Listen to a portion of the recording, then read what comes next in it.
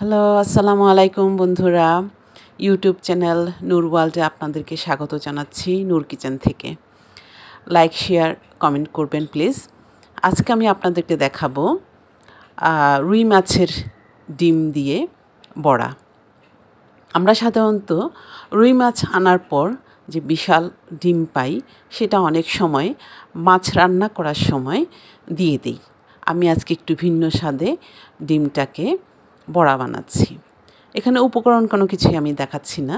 এই যে আমি তেলে ভাজছি, এগুলো আগে ডিমগুলোকে ভিজিয়ে রেখেছিলাম কিছুক্ষণ, সাথে বেসন আর আদা পেঁয়াজ রসুন বাটা, লবণ আন্দাজ মতো এবং একটু হলুদ, কাঁচামরিচ টেবিল চামচে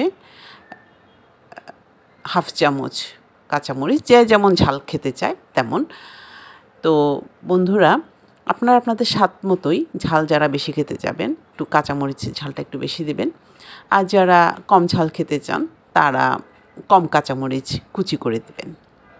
আমি সবগুলো উপকরণ একসাথে মিশিয়ে তারপর আপনারা দেখতেই পাচ্ছেন অল্প অল্প করে বড়ার মতো করে তেলে দিয়ে অল্প তেলে ভাজছি, যাতে বেশি তেল সোক না করে। আর এখানে আমি একদম মিডল আঁচে রেখেছি, যাতে ভেতরে পর্যন্ত রান্না হয়ে ভালোভাবে রান্না হয়। তো যদি চুলা আঁচ বেশি রাখি তাহলে এগুলো হবে কি, ভিতরে কাঁচা থাকবে, উপরে আপনার ফ্রাই হয়ে যাবে।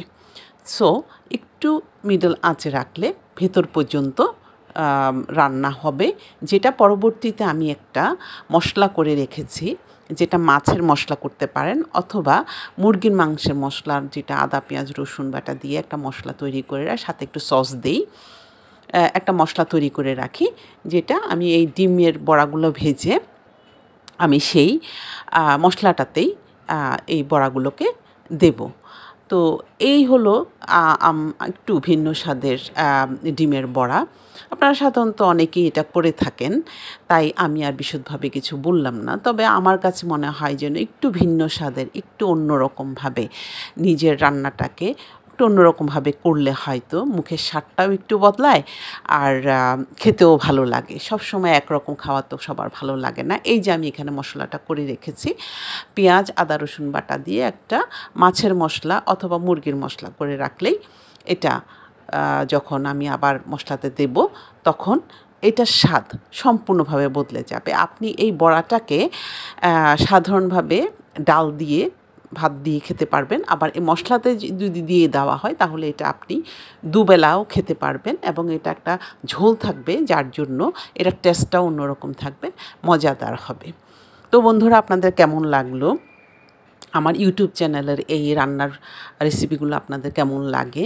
এই যে আপনাদের সাথে আমি গল্প করতে আসি, রান্না দেখাই, জানাবেন কেমন লাগে, ভালোবাসা জানাবেন, কমেন্টসে জানাবেন, যদি ইচ্ছা হয় তো একটু শেয়ার করবেন।